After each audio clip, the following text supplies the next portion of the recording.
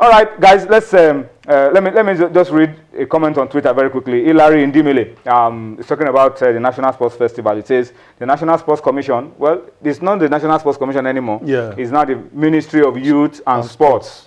We are told that there was no enabling law for the National Sports Commission, but the Senate have passed.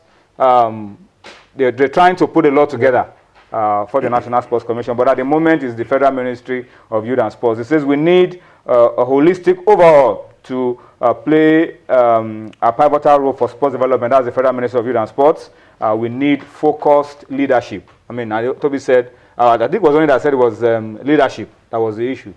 But I don't know. You can talk to us about it. What should we do to be able to move sports forward, particularly the National Sports Festival? Was our own kind of Olympics. It's like the Olympic Games failing to hold. After every 4 years. After every 4 years, it's failing to hold and is already running three editions behind schedule. No, it doesn't happen. All right, guys, let's talk very quickly. Table tennis. Nigeria will be one of Africa's representatives at the IWTF World Championship that will be taking place in Germany.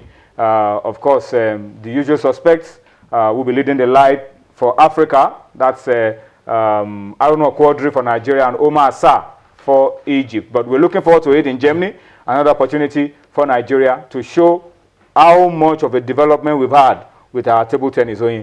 Yeah, I mean, Aaron Okwadri qualified by virtue of that performance at the last in Morocco, and Omar Assar too. And you know, they brave all odds. To remember what happened, and you can imagine, you know, how far these guys will go if they get the necessary support.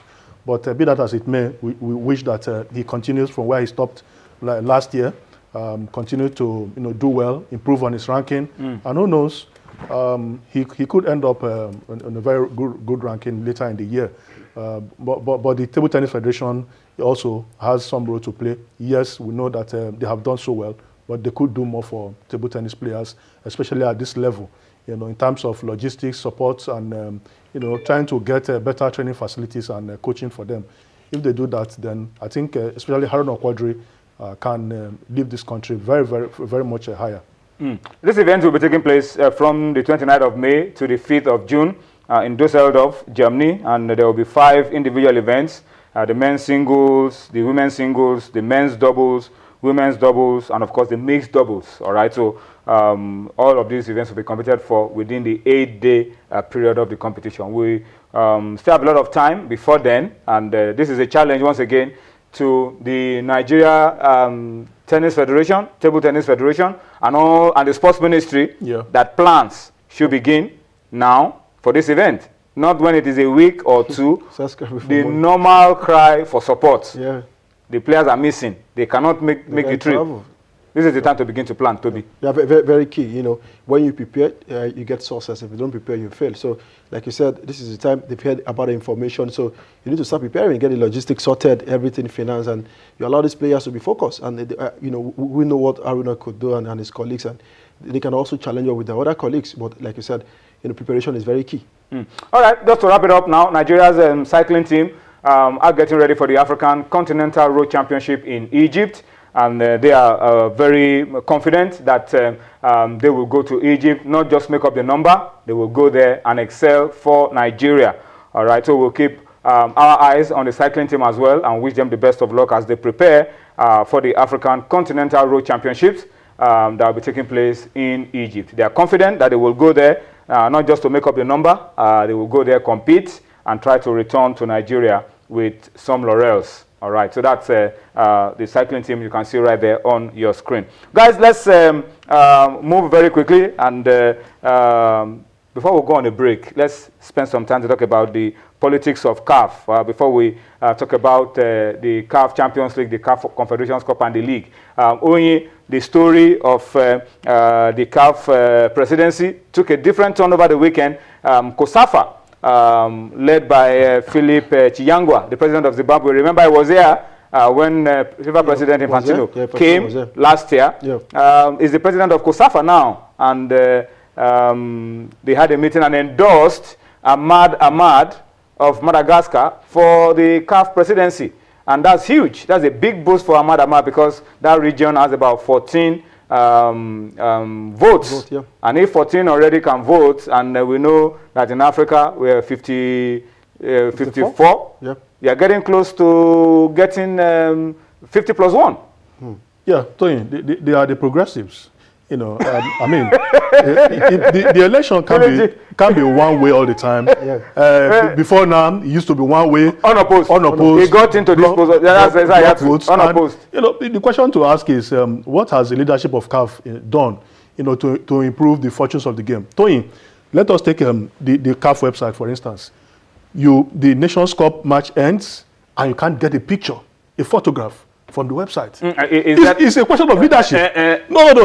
Chief Amke Abiola said that if you want to know whether the fish is rotting, you smell the head. It's from the head. But the innovation should come from the top. Okay. From the top, then every other thing will fall into place. Okay, but the CAF Champions League, like you know, has been eight team format since. But it's going to be 16. It's going to be 16 for now. How many years? For how many years? For how many years? It's going to be 16 now. For how many years, Tony? For how many years? No, but you have to factor in a lot of things in Africa. You have to factor in the challenges of traveling in Africa before you begin because of the traveling, we'll stick with the 8 teams. We all know there's these challenges about traveling. But okay, why did CAF decide to extend it to 16 now?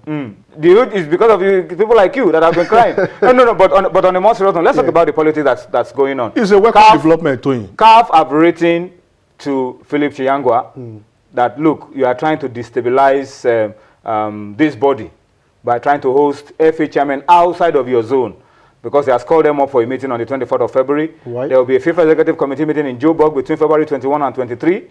And so the politics is playing out. No, politics is really playing out. Politics is about lobbying, horse trading, meetings. So for the first time, looks like Issa Hayatou is so what is CAF, shaking. What is CAF talking about? Has the man violated any FIFA statutes? The answer is no. You know, so for me, Tony, this is the time for change.